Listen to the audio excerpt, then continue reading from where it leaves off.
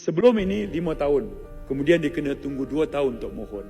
Langkah pembaharuan yang akan kami mulakan pada September tahun ini memadai 3 tahun. Bukti keberadaan dia di sini dengan status perkahwinan dia.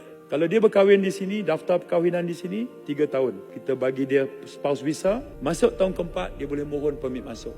Tapi kalau dia mendaftar perkahwinan di luar negara, dia telah pun berkahwin 3 tahun atau 4 tahun.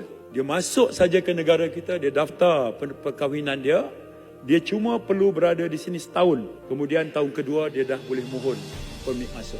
Jadi langkah yang kami buat adalah mulai September kami akan permudahkan. Sekarang ini baki tertunggak cuma 11,700 dan komitmen KDN khususnya Jabatan Immigration by Jun menjelang Jun tahun ini kami akan selesaikan semua permohonan 11,700. Ini komitmen berterusan kami di KDN untuk mempermudahkan